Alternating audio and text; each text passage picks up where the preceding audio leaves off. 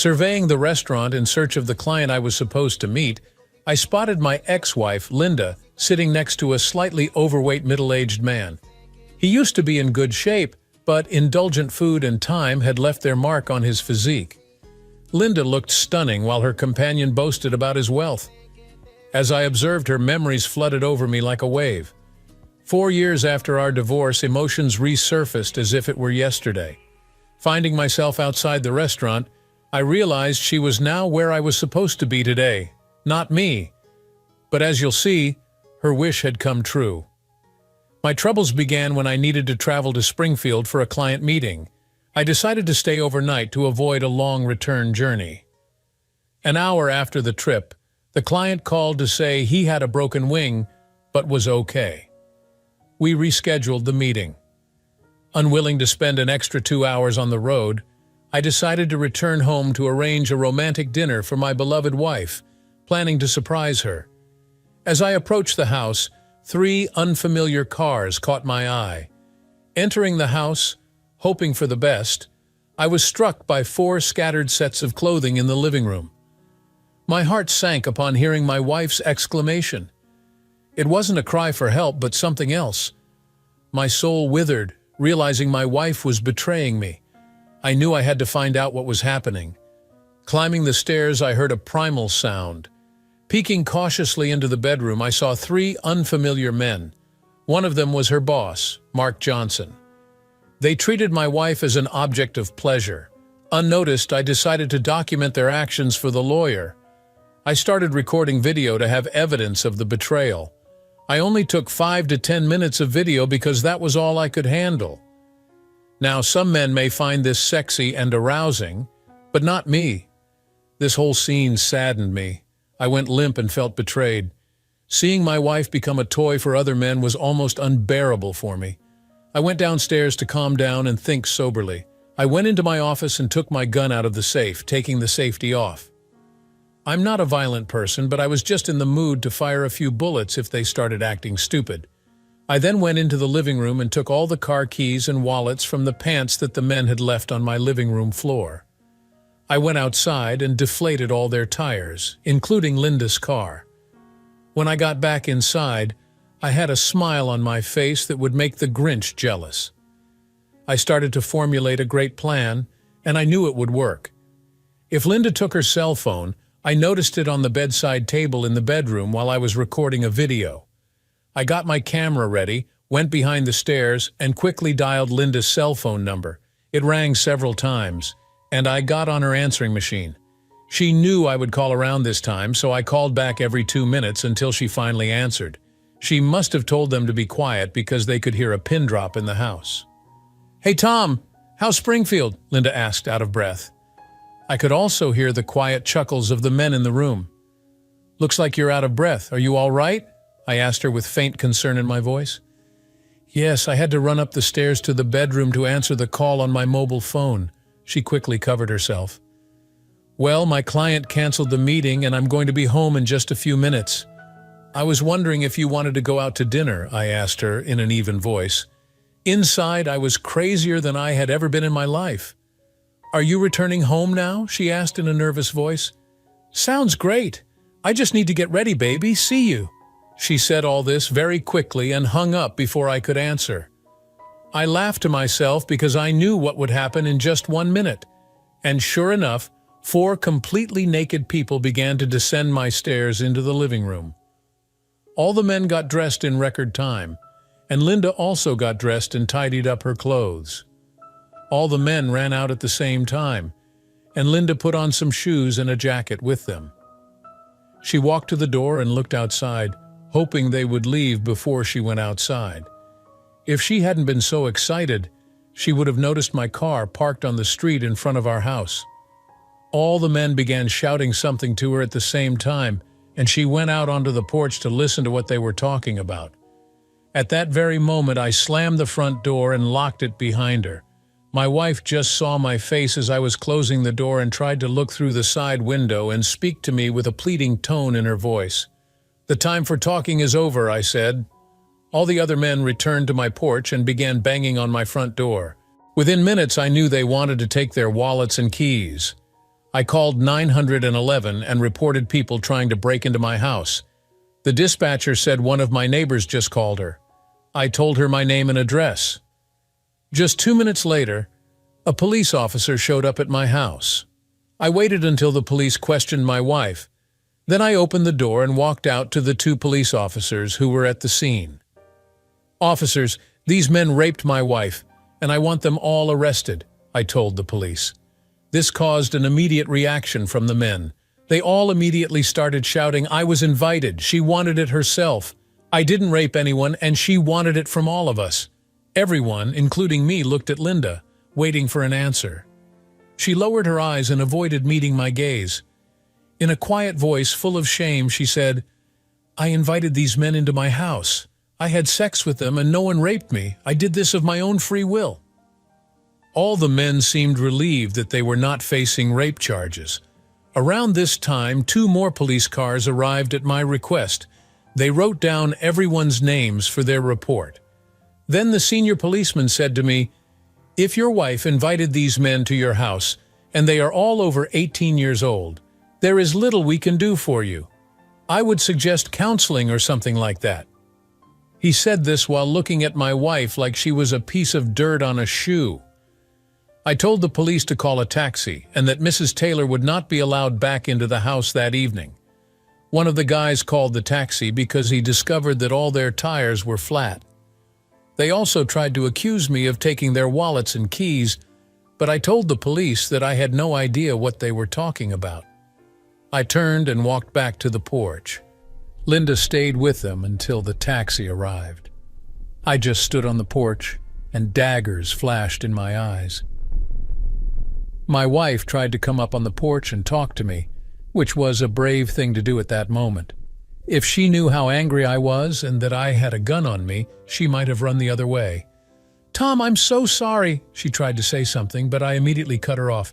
"You broke my heart and I will never forgive you. Mark called you a whore, and I think that's fitting. From now on, I will call you whore and will never use your real name again. If you ever need to talk to me again, do it through Ted." And with that last comment, I went into the house and locked the door, leaving her standing there. She ran back to the group crying, and Mark tried to hug her. She pushed him away, and for some reason that made me feel a little better. My good mood quickly faded when I returned to my bedroom. The whole room smelled of sex. For some reason, this just set me off, and I started trashing the whole room. I took the mattress and threw it on the front lawn. I went to the garage and grabbed my toolbox. I began to dismantle the bed and throw it in pieces on the front lawn along with the mattress. I returned to the bedroom and picked up Linda's cell phone from the floor. I checked the list of her numbers and messages. Of course, she had disgusting emails, photos, and even a few videos of some guys I never knew her with. But judging by the photographs, she knew them very well. I started looking for garbage bags to put all her clothes in, and I had to laugh at myself. I was attentive to her, but those days are gone. I carried all the boxes from our bedroom downstairs and placed the contents of each box in a separate pile on the front lawn. I then tackled all of her extra stuff in the guest room. This is where I got my next surprise. I moved all the dresser drawers from the guest room out onto the lawn, just like I did with Linda's bedroom items. The last bottom drawer was stuck and wouldn't open all the way. I wasn't in the mood, so I took my anger out on the dresser drawer. I pulled really hard and heard the plastic crack. I pulled out the drawer and tried to open it slowly. It opened immediately, and I was able to see what was causing the problem. Under the drawer were 7 or 8 DVDs. I broke one of the plastic cases, but the drive was still in good condition. My heart sank again as I looked at the discs. I didn't think I could feel any worse, but I did. As I descended the stairs, my gaze fell upon the titles on the discs, and my mood soured. Arriving in the living room, I meticulously organized the contents onto shelves for further inspection. First among them was footage of Linda with her close friend Jessica at Jessica's residence. I had assumed Linda was assisting with gatherings in Belmont on Tuesdays and Thursdays, but it turned out they were engaging in intimate encounters with men for hours on end. Linda and Jessica explored various forms of intimacy with multiple partners. causing tears to well in my eyes until the final 2 discs caught my attention. The first depicted Linda engaging with her tennis instructor during lessons which I diligently funded. She attended these sessions every Saturday, returning too fatigued for intimacy that evening. The second disc revealed Linda's involvement in a sexual liaison at her workplace, right on the boardroom table, alongside Mark, her boss, and Mark's superior, Greg Peters, a prominent figure in the community whose face frequently graced the pages of newspapers at various events. Witnessing his exploitation of my wife left me feeling utterly despondent. Retrieving a sizable envelope, I inserted a CD-ROM and cassette tape containing footage I had previously recorded. My intention was to deliver the entire envelope to my lawyer and confidant, Ted Miller, a lifelong friend in whom I placed unwavering trust. Nothing else mattered in that moment. My gaze shifted to Linda's computer on the desk, and with a press of the spacebar, it sprung to life. I meticulously duplicated every file, email, photograph, and video onto an external drive, a process that consumed nearly an hour. Once completed, I began scrutinizing the contents of my wife's computer. Videos depicting her engaging in intimate acts akin to those on the CDs surfaced, alongside images reserved for adult websites. Delving into her emails spanning 6 months, I unearthed correspondence meticulously concealed within innocuous file names. Among them were messages exchanged with Mark and several other men, as well as correspondence between Linda and Jessica, the most recent of which had transpired merely a week prior. Reading one particular email sent shockwaves through me, tempting me to reach for my firearm, yet I resolved that she was not worth such drastic measures. I needed to remain resolute. Only one email from Linda to Jessica had evoked such intense emotions. In it, Jessica queried why Linda remained with me rather than embracing singlehood anew, and implored Linda to articulate her ideal qualities in a future husband. This is what she divulged in response. "Jessica, I don't want to do anything with him now. Tom is as loyal as he is stupid. I really feel like it's only a matter of time before he finds out about my secret lifestyle. He's not completely stupid, it's just that love is blind. He's been blooming a bit lately and his belly is getting bigger every day. Sometimes it's hard to be attracted to him when I compare him to the guys we have. I also hate beards and mustaches. This makes him look, I don't know, kind of disgusting, I guess. I really loved him at one time, but the excitement of the last few years is too much to give up. His best friend is a lawyer, and if he interferes, it could cause difficulties. Mark and Greg from work hint at promotions and raises, also including a rise in their pants." I laugh. "I also want at least a house and a car. If I do everything right, I can also get a little alimony every month on top. I'm looking forward to our party on Tuesday. Tuesday I should be there if I can still walk after my tennis injury." I laugh. "God, Tony's a machine. Make sure I get the video from last Thursday. This was the first time I worked out with so many guys at the same time. As for the man of my dreams, I want him to be wealthy, loyal, manageable, and stupid. He has to kiss my ass anytime I want and still ask which butt." I laugh. "I don't care about the bedroom department as long as it doesn't have money." I laugh. "I can get everything I need somewhere outside the house. Sometimes it seems almost too easy. Damn, Tom is home now. I have to go. See you on Tuesday. Call me, Linda." I read this letter so many times that I could almost memorize it. The words "disgusting" and "the last few years" really hurt me more than words can express. Was this how she really felt about me? Was I so blind with love that she cheated on me for over 2 years? Immediately after that, I went to bed and fell asleep on the sofa. I woke up early and called work. I really didn't sleep well and mostly tossed and turned from side to side. Calling in sick from work, I called my best friend, Ted Miller. He was my friend at first, but he was also my lawyer on most issues. Mary, Ted's secretary, picked up the phone. I had known her almost as long as Ted. That morning I asked for an urgent meeting, and she said he would be in court all day. "Mary, tell Ted to meet me in an hour in his office. If he bothers you with some crap, mention Linda Brown's name. This should get his attention." "See you in an hour," I told her, and hung up before she could answer. I started to get dressed, and then my cell phone rang. I looked at the number because I didn't want to talk to Linda at all. It was an unfamiliar number, so I picked up the phone in case it was Ted calling back from somewhere. "Hello, Mr. Taylor. This is Greg Peters from Linda's office. If possible, I would like to talk to you about the troubles that happened last evening at your house.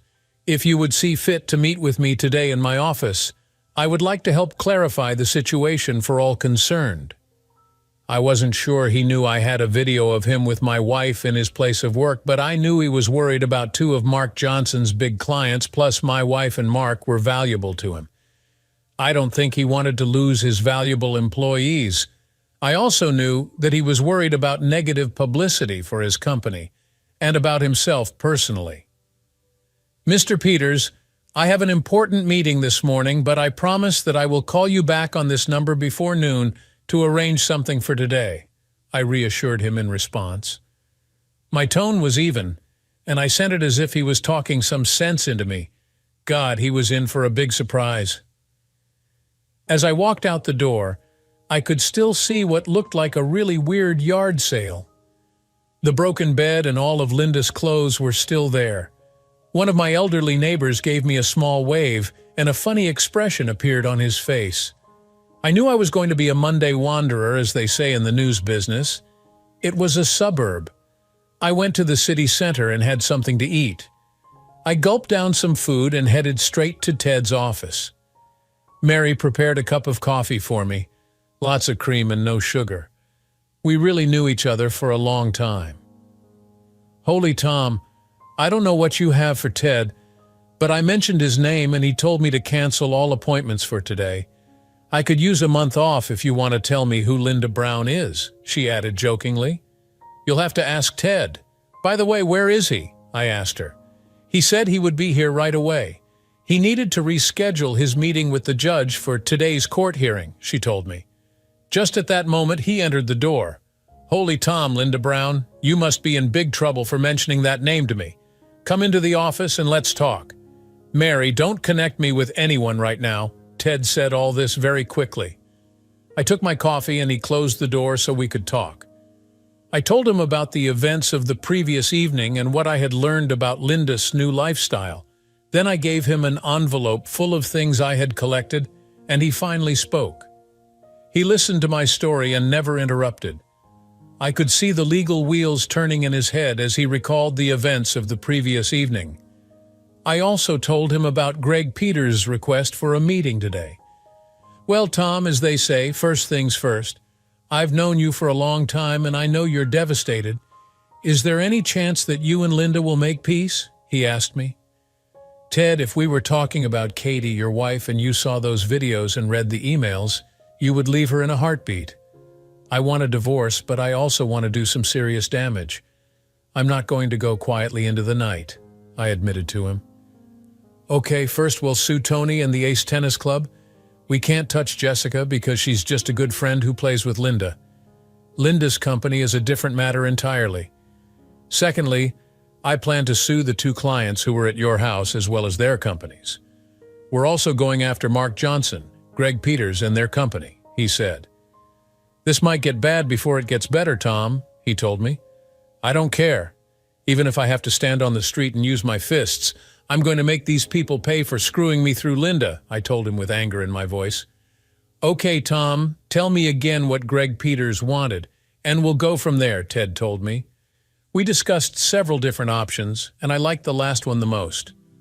A full frontal attack on Linda's company sounded best. I had an ace up my sleeve with video footage of Johnson, Peters, and Linda in their boardroom. Ted told me that as Linda's bosses, they controlled her position. It can also lead to serious jail time. I liked the way it sounded. Ted also hinted that once Greg Peters found out what we had on him, his attitude would change and they would offer me some money. I told him that if it was less than $2 million, he could kiss my ass. "I'll tell you what, Ted, let it be $2.5 million. I've seen your legal fees before," I told him with a laugh. "Come over tonight at 7 p.m. and Katie will cook a delicious dinner for both of us. I think you could use a break from home," he demanded. I called Greg Peters back and made an appointment for 2 p.m. Immediately after this, Mary poked her head into the office. "Ted, they're calling you on line 1, she told him. "Mary, I told you no calls," he said, and got really angry. "Sorry, Ted, but this is Linda. She wants to talk to you, and I thought you might want to answer," Mary continued. "Sorry, Mary. It's going to be a long day, and it's just getting started.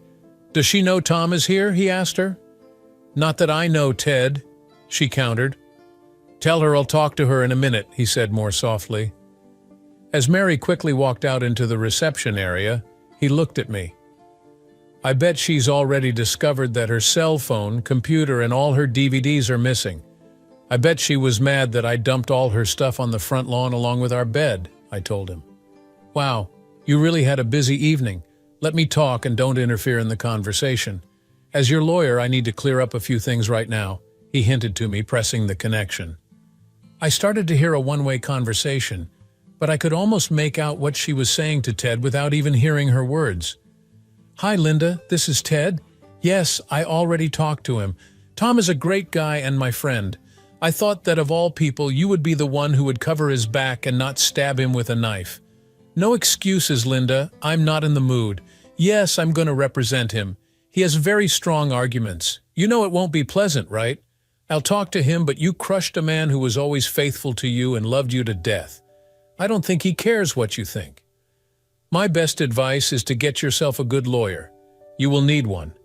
Yes, Greg Peters made an appointment for 1:40, although I don't think you should be there. Listen to me, Linda. If you so much as show up at the outside office door and listen through the glass, I'll tell Tom to leave and all hell will break loose. Better wait it out and control yourself today. I know he put your stuff out on the lawn, but just like you can invite strangers into your bedroom, he can throw your stuff out of the house and onto the front lawn. Frankly, I'm surprised he didn't shoot anyone last night.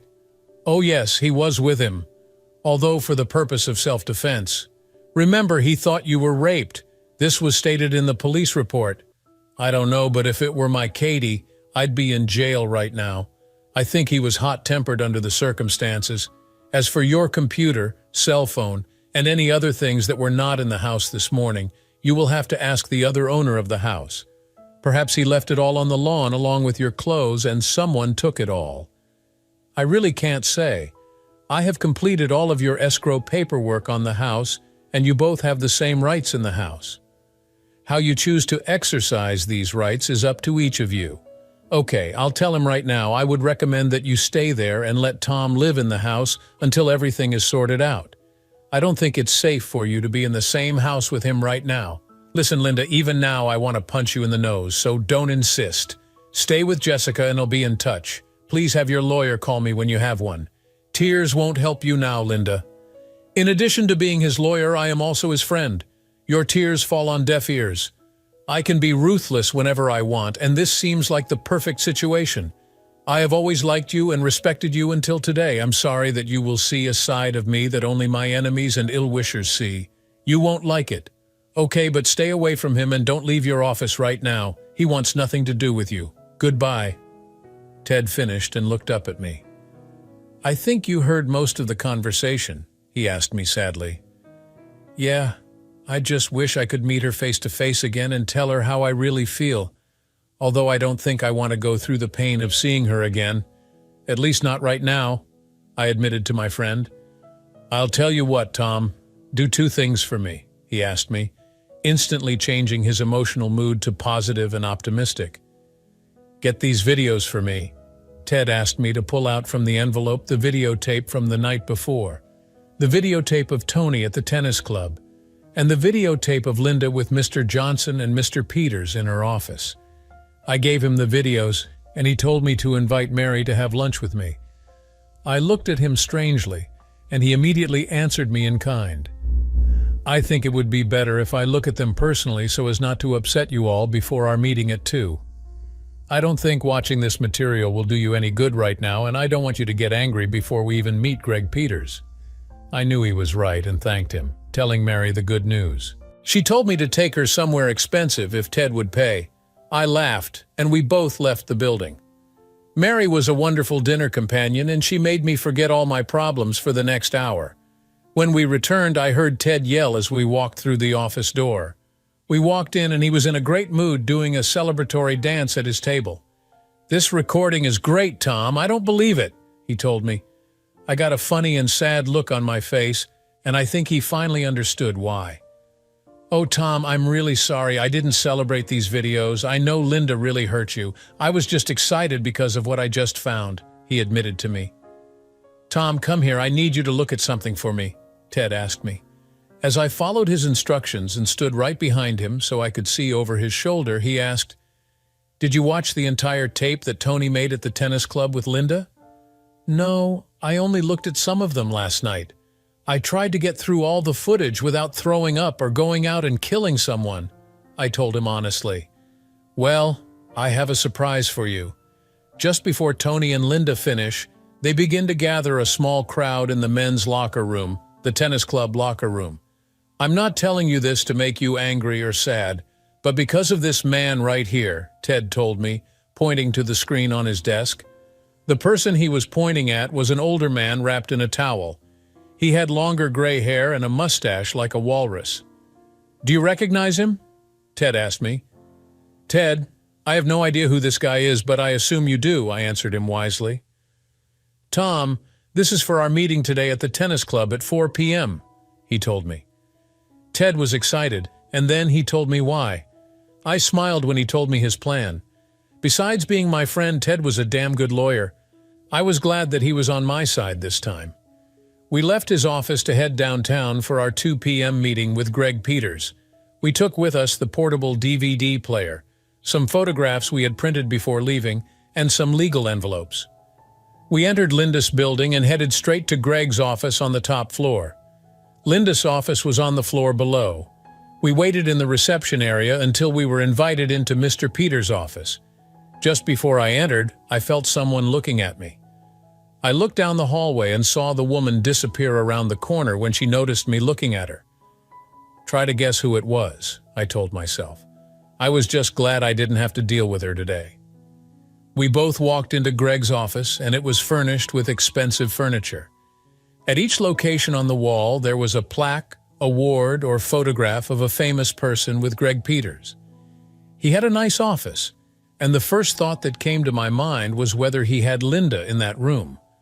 At this thought, I really began to dislike Mr. Peters more than ever. I introduced Ted, and he started doing all the talking. "Hello, Mr. Peters, this is my friend Ted Miller, and he will be at the meeting you called today," I told Greg as we all shook hands. "Mr. Taylor Tom." "I thought this was going to be a little meeting behind closed doors between you and me," Mr. Peters asked me. "Well, I thought I'd take Ted with me. Whatever you say to me, you can say to him," I said. I didn't bring it up for discussion, so he accepted Ted's presence and started talking directly to me, ignoring Ted. This brought a smile to Ted's face.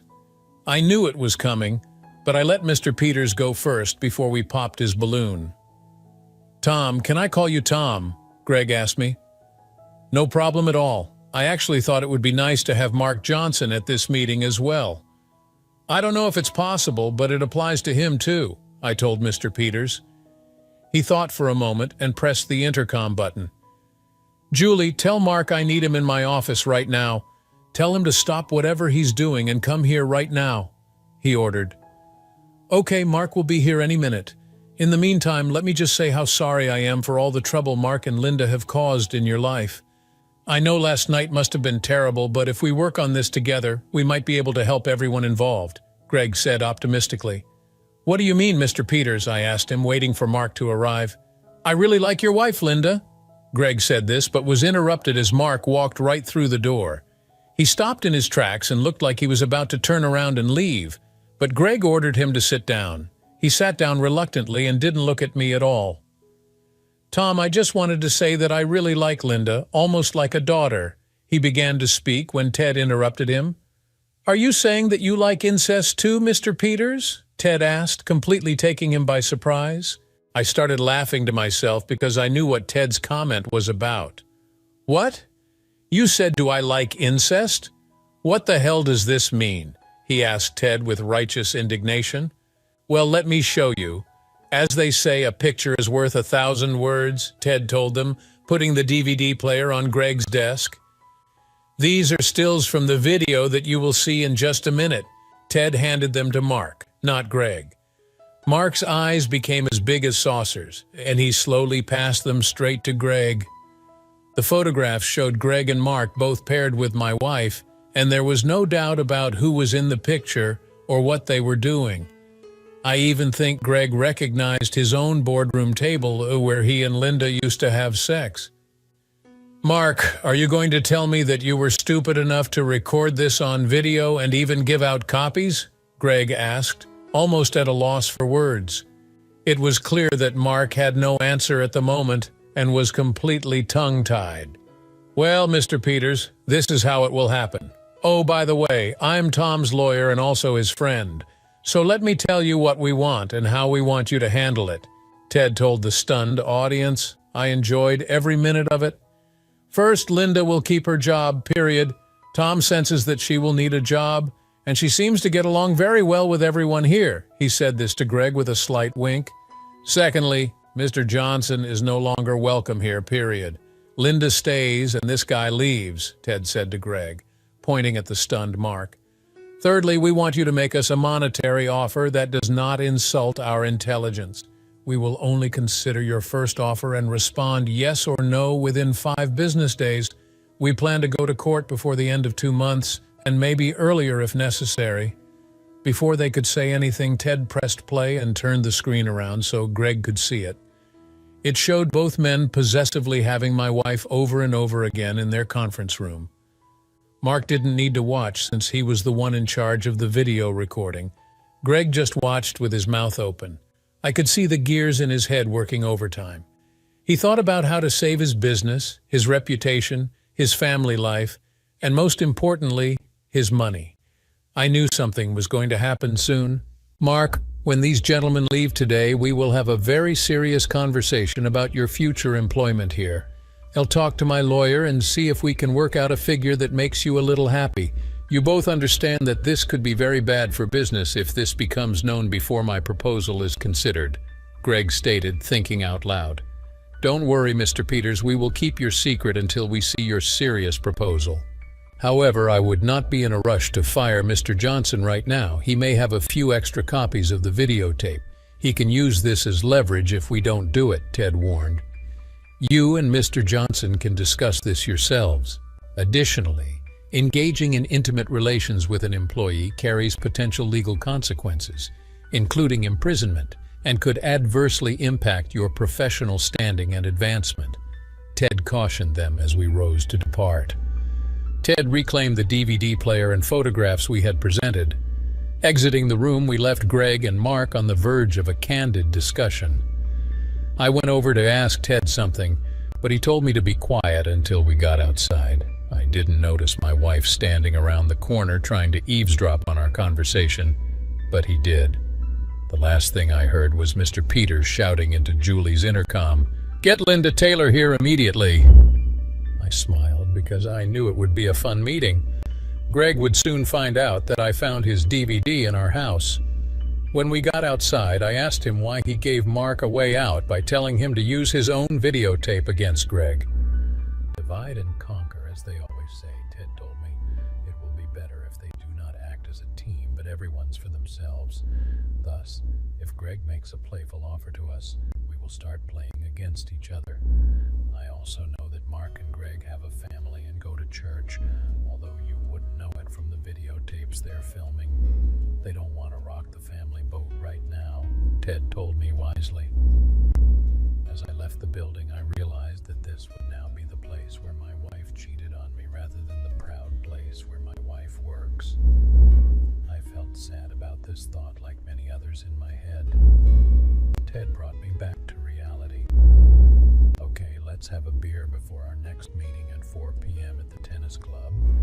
We could both use a drink right now, and I need to ask you something, but I'm not sure how to do it yet." Ted told me about this while we were driving across town towards the tennis club.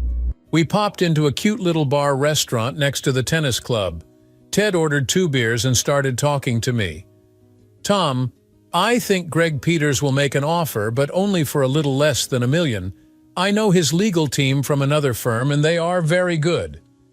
The main character is also a realist. I'll call him tomorrow and let him know that a bad, low-price offer won't be good for his client's business or family life. He'll offer them to do it for about $3 million or just forget about it altogether, he told me. Next, I need to know if the offer is not accepted, which may be whether I can drag Linda through the mud. I won't be kind to her for anything in the world. I can't do anything other than what I know will win the case. It will be my unpleasant job as your legal representative. If it comes to that, this can get ugly and very public. I will use every tool at my disposal to win in our case. You may not like all the details that might become public about Linda, your marriage, and possibly your sex life. I will make her look like the fallen woman she has become. I don't know if you thought about this at all, Ted added at the last minute. Yes, I really thought about it.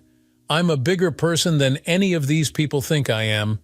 If this needs to be done, you have my blessing, but I'd like to go down the money offer route before we go crazy, I hinted at Ted.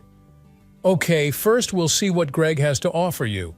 However, if it sucks, I will complete all the necessary paperwork on the same day. I will also use my newspaper contacts as well as my friends at 3 local news stations. They'd be happy to get a few samples of videotape or stills, even if they have to put blue bars in front of the juicy bits, as they say in sitcoms, Ted said. Ted, you've always been there for me, and I trust your judgment. I just wish this whole mess never happened. It was more fun to be a clueless husband than to be publicly cuckolded by a cheating wife. You still have my permission to do whatever is necessary. After all, I didn't start this, but I'm going to end it soon, I told him with anger in my voice. Okay, Tom, no problem. Now let's discuss the material for our next meeting. This guy, Mr. Harry Green, is the owner of the Ace Tennis Club. This is the guy I pointed out in the video in my office, he told me.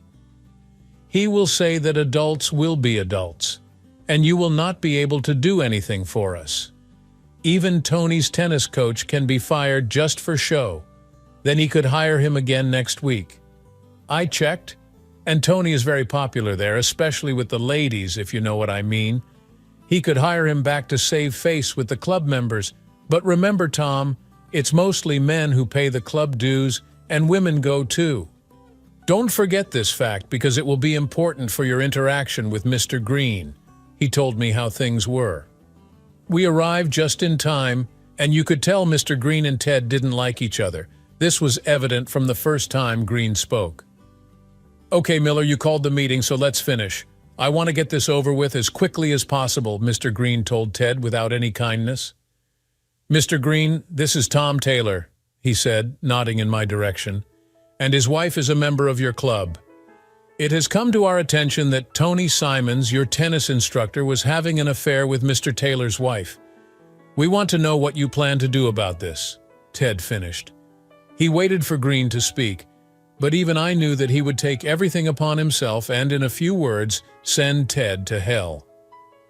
Look, what 2 adults do in the privacy of their own home and their free time is up to them. I'm not their mother, so stop wasting my time, Harry Green told us. As for you, Mr. Taylor, if you can't make your wife happy in the bedroom, don't come to me crying. Blame me if she cuckolds your sad ass. There are many unhappy wives who go to the Ace Tennis Club. Some of them keep coming back because of the personal service my staff provides them, if you know what I mean, Harry said, winking at me. I would have reached out and hit him, but Ted grabbed my wrist and whispered to me to keep my cool and follow his lead. You see, Harry, you are operating on the assumption that this happened outside the club, and that it happened without the full knowledge and approval of the owners. It would be wrong of you to assume that, Ted told him, pulling out a DVD player and placing it on his desk. Ted pressed play and turned the screen towards Harry. This was a hint that Harry was throwing in the towel and starting to have my wife. It was clear that he did not like the look of the video recording. Ted began to speak before Harry had a chance to think. Harry, you, with full knowledge of this and with the complicity of your work colleague, took advantage of the services of a paying member of your club, Mrs. Linda Taylor, a married woman, even received her dues from Mr. Taylor. Now he is a dissatisfied customer. Ted told the very quiet Mr. Green about this. When this comes out, all men, that is, men who pay dues, will want to know whether their wives are having sex here when they also pay the bills. I'll have to subpoena everyone who was in the locker room that day. I'm not sure that they, that is, those who are married, will not be too happy with you about this, Ted began to tell him in an almost fairy tale tone. I also almost forgot about the reasonable expectation of privacy, even when videotaping the locker room in the first place. Harry, when I'm done with you, your club will no longer be the beacon of community it once was, and I also think your bank coffers will be a little lighter in the near future, Ted added for greater persuasiveness. So what we want is for you to make us a serious offer and call me back right away. If you do this in a timely manner, it can save you a lot of inconvenience and loss of money, Ted finished. We could see Harry Green considering his options. Ted, as always, you're a real pain in the ass, but I can't argue with your logic. I'll call you tomorrow with my offer. If I pay, all the tapes will return to me and never see the light of day. I will fire Tony voluntarily. Now, if that's all you legal blackmailers came for, get the hell out, Harry Green told us as Ted took the DVD player with a smile and turned it off. Oh, by the way, say hi to Tito Martinez, Ted said to Harry, leaving the room. Go to hell, Miller. That was all Harry could say in response. Ted laughed all the way back to the parking lot. It was a lot of fun.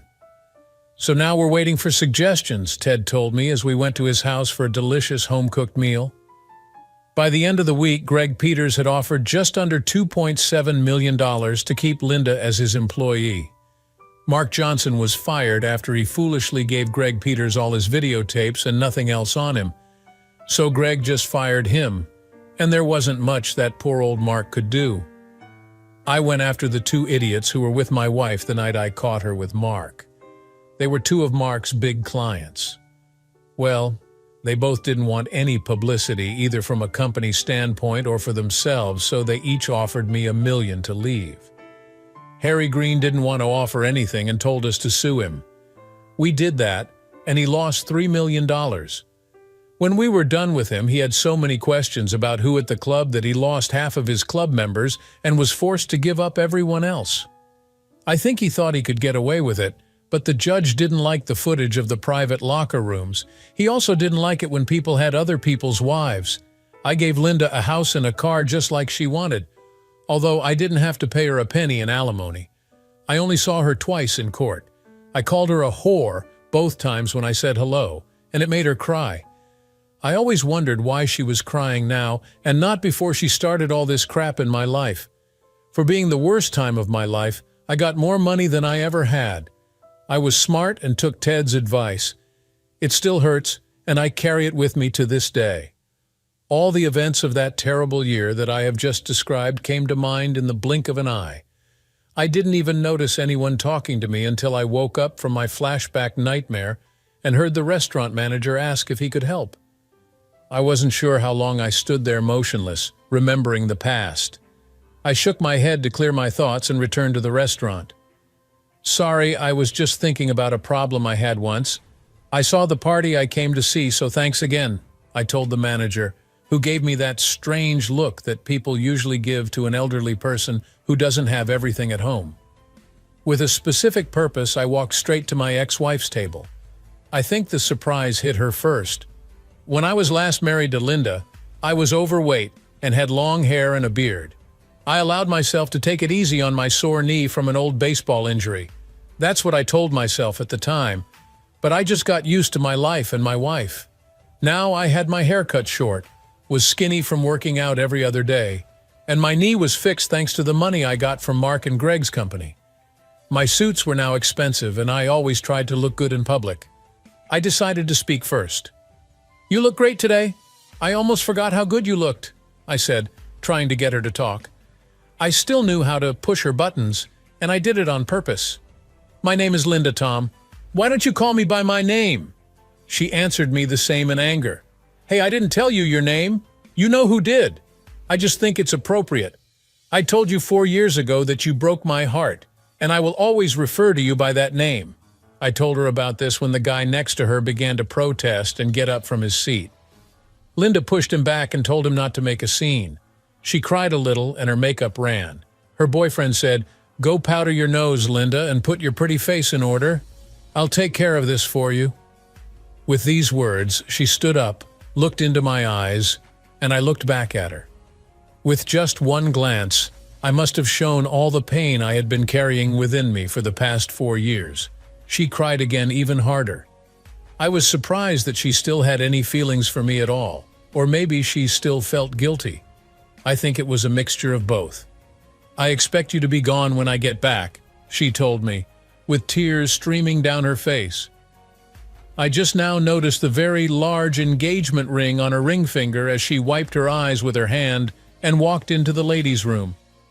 "I take it you're Tom Taylor, Linda's ex-husband?" he asked me with disgust in his voice.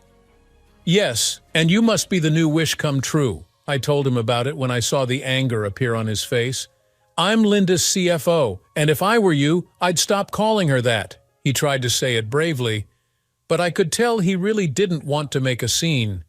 I did this to talk to him alone. "I have 3 questions for you, and I will disappear from your life forever," I told him about it, and it brought a questioning expression on his face. "I was in your shoes once, and I just didn't want anyone else to suffer my fate again. I guess she told you I was a shitty husband, beat her, neglected her, or was a skirt chaser." I asked him about it and saw that this was exactly what she told him. "Well, I'm not here to defend my reputation to you. Honestly, I don't think anything good would come of it. I just wanted to know first if Jessica still hosts her event parties at her house on Tuesdays and Thursdays," I asked him. "Linda helps Jessica sell decorations at her parties on Mondays and Wednesdays. It shows how much you remember," he snapped back. "Fine. Does she still take tennis lessons on Saturdays?" I asked quickly. "Linda plays ball with a racket on Sundays. Boy, you have a shitty memory from being married to her for so long," he said with triumph in his voice. "Fine. Last question, have you ever looked under the bottom drawer of the dresser in your living room?" I quickly asked. "No." "Why on earth should I do this?" he objected. "The 3 questions I asked you were why we are no longer together. I still have all the materials left over from the divorce in my office, legal emails from Jessica and hours of videotapes. I've always carried this with me for the past 4 years, so I thought you should have it," I said, taking out a very old and folded piece of paper from my wallet. This is what the whore wrote to Jessica when she asked about how to get rid of me before I discovered that she was cheating on me. I didn't know her at all after I read that letter, and I probably still don't, but it's all about you, I said, handing him the paper. However, I knew Linda very well and knew that she was a person of compulsive habits. She always did the same thing the same way every time. Sometimes it drove me crazy. I also had the feeling that just because she had a new man, she would still do what she always did. He seemed hesitant to take the piece of paper, but I think curiosity got the better of him. He reached over and opened the email. "I've carried it with me for the past 4 years, and from time to time, I've reread it and tried to improve my life so that no woman would ever write that about me again. Of all the videotapes and other things I learned about, this email hit home the most. I think that's why I still carried it with me. This is the same email that I described earlier in my story." Peter read the letter slowly and placed it on the table. He pulled out a pen, wrote a note on it very quickly, and to my surprise, left the restaurant. No looking back, no thanking me, nothing. He had a completely stone face. I leaned over and looked at what he wrote in her old email. "I'll go back to the house in a minute. Please stay here, and I will call you back in 15 minutes. Please wait here for me. For some strange reason, I need to look under the bottom drawer of my living room dresser. Be right back. Peter." I knew he had seen the light, even if he didn't like it. Something told me that I was too close to the mark on all 3 issues. The email was the last straw, and I think he needed to see for himself. I left a note before settling at Linda's table and left. There was no way I was going to sit in this restaurant with anyone tonight. I returned to the foyer and called my client. They said they were late anyway and wouldn't mind rescheduling the meeting. Just before I left, I took one more look at the table. Linda returned to the table and looked around for Peter. She sat down and looked at her old email and Peter's note below. Her face turned as white as a ghost as she recognized her old email and what Peter had written to her.